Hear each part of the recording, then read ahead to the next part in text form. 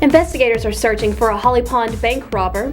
Hansville's wastewater treatment plant is under new management, and local agencies put new security in place to keep students and residents safe. Coming up on The Update.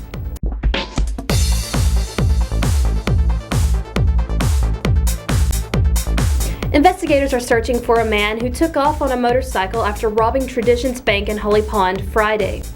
The robber was armed with a handgun and took a substantial amount of cash before fleeing. The robbery occurred only a week after deputies arrested a suspect in connection with the January 19th robbery of People's Bank in Holly Pond. Anyone with information about last week's robbery is asked to call the sheriff's office at 734-0342. A convicted sex offender turned himself in to authorities Thursday after running from police earlier last week. 22-year-old Gary Swan was arrested for violating the Community Notification Act after he was found living at a different address than the one he had registered with the Cullman County Sheriff's Office. Swan took off on foot after he was told he was under arrest. He is currently being held in the Cullman County Detention Center. The Hansville Water and Sewer Board voted to hire a new company to manage the city's wastewater treatment plant. The board signed a contract with Clearwater Solutions of Montgomery to take over operations of the plant a month after the board was cited for an 8th unpermitted discharge. The plant has been under a consent order from the Alabama Department of Environmental Management since November of 2006. Clearwater Solutions will manage the plant for 1 year. We'll be back with more after this.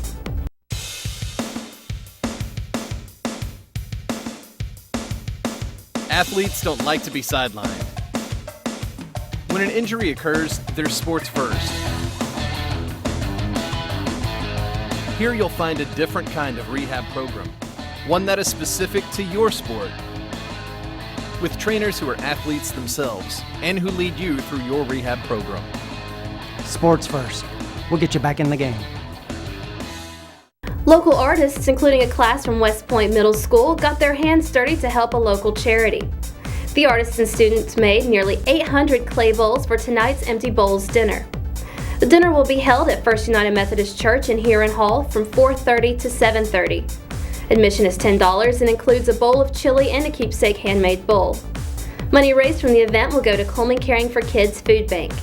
For more on the artists, see Sunday's lifestyle section in the Cullman Times.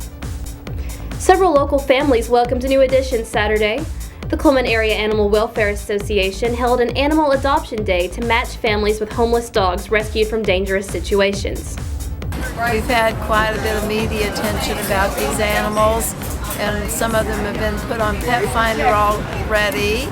And we're just having an overwhelming day. There's people have come from Birmingham, from Huntsville, from Decatur, and we're adopting them out just as fast as we can. If you are interested in adopting a dog, contact CAWA at 747-1655. Local municipalities, as well as Wallace State Community College, have taken on additional security measures after recent shootings took place at a city council meeting in Missouri and a college campus in Illinois. Cullman Police will now be on watch at city council meetings, while the Cullman County Sheriff's Office has worked out an agreement with Wallace State to keep a deputy on campus during the day. 5 area teams will play in the Northwest Regional Basketball Tournament for the chance to make the Final Four in Birmingham next week.